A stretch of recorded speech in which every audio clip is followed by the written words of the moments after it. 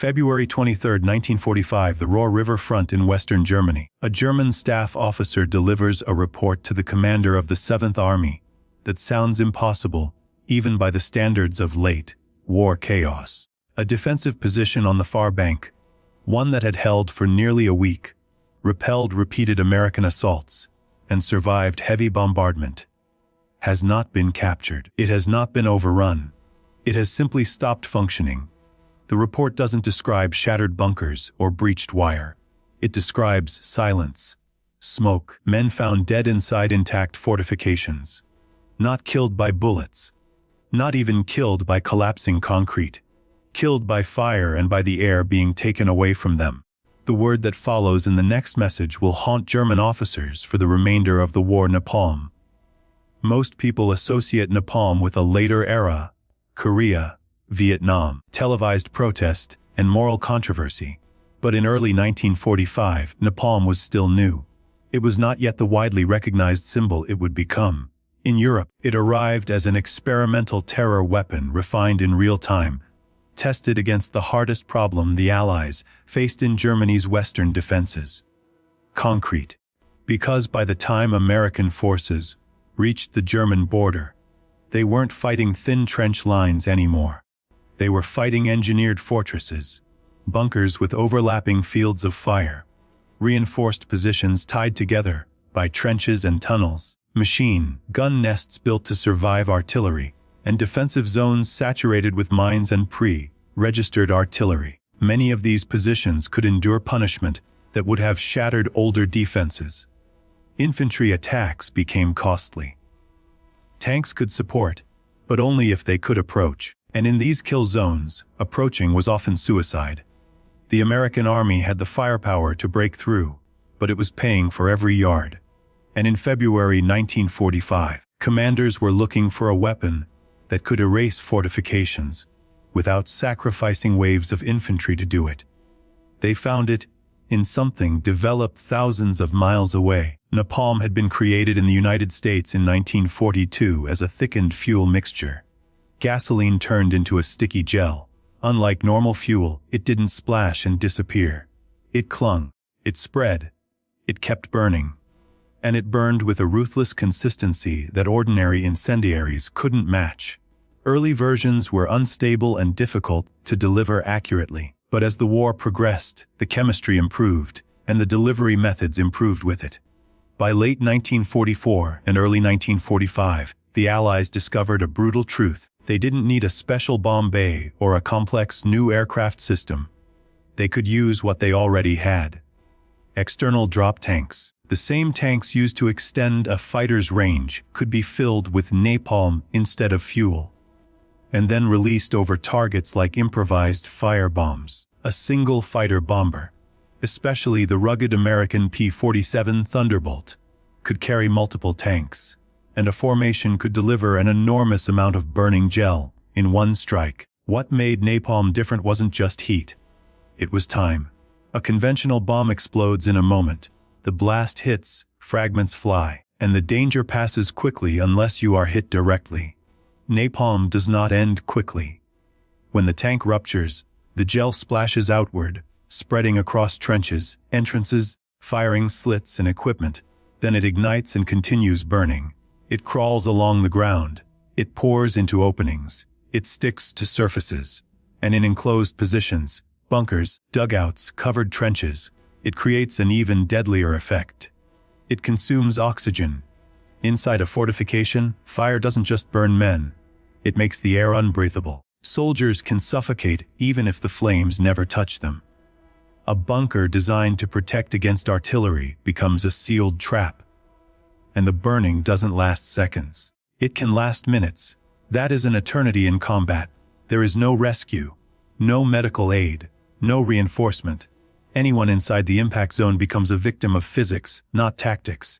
German soldiers along the river defenses had been bombed before. They knew what air attack felt like. They had drilled the routine take cover, endure the explosions, then return to the firing ports.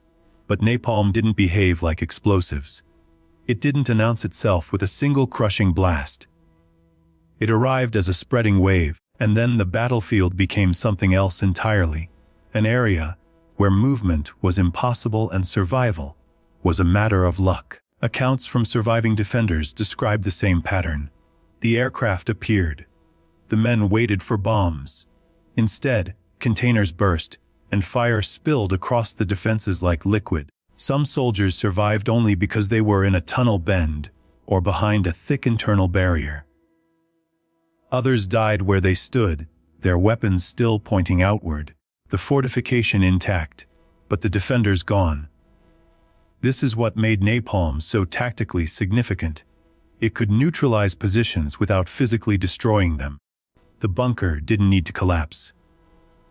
The machine gun didn't need to be blown apart. The defenders simply could not remain alive inside the structure long enough to keep fighting. On February 23, 1945, as American forces pushed across the Roer and break deeper into the Rhineland, they faced exactly this type of defense. Interlocking strongpoints on the far bank that had stopped movement for days. Artillery had shaken the ground, but failed to silence every firing slit. Infantry assaults were punished. The approach routes were covered. So American commanders called for air support. What arrived were fighter bombers carrying napalm drop tanks. In a short period of time, measured in minutes rather than hours, thousands of gallons of burning gel were delivered against a concentrated stretch of riverbank defenses. And when American assault teams moved forward again, they found something they did not expect: silence. The bunkers were still there in places. The trenches still existed. The fortifications had not been erased like they would be by a massive demolition charge. But the men who defended them were dead. Some burned. Some suffocated. Some died from the combination of heat, smoke, and oxygen loss. The result was immediate tactical collapse. A crossing that might have cost hundreds of casualties was achieved with far fewer losses. A breakthrough that might have taken days was gained in hours. Napalm did what conventional firepower could not do quickly enough. It removed the defenders from positions built specifically to resist conventional attack. German commanders recognized the danger immediately. Their defensive doctrine relied on fortification. Concrete was supposed to neutralize Allied artillery and protect the fighting strength inside. But napalm attacked the one thing concrete could not protect: air. Once the air inside became fire and smoke, the bunker stopped being protection and became a coffin. The only answer was dispersion, spreading out positions so they could not all be neutralized in a single strike. But dispersion weakened the entire purpose of the defensive system. A bunker line works because fields of fire overlap and support each other.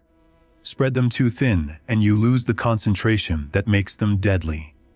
Napalm forced a choice: stay strong and become a target, or spread out and become vulnerable. And in early 1945, Germany could not solve that problem, because the larger reality of the war made the weapon even more powerful. The Luftwaffe was collapsing. Allied air superiority was nearly absolute.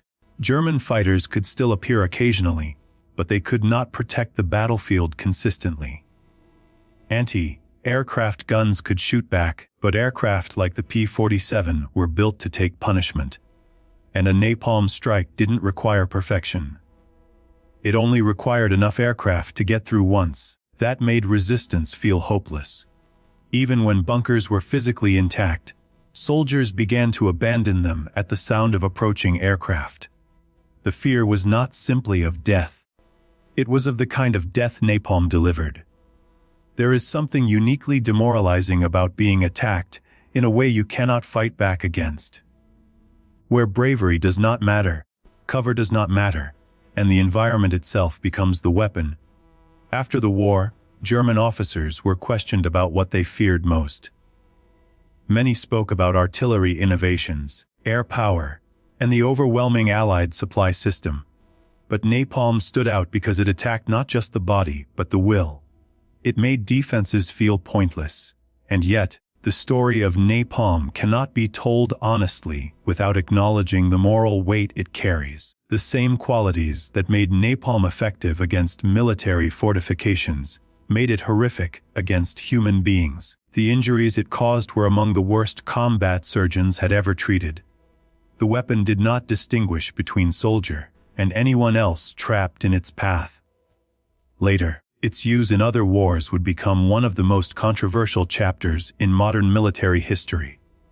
But in February 1945, American commanders saw it through a cold battlefield lens. A weapon that could break fortified defenses quickly could save American lives.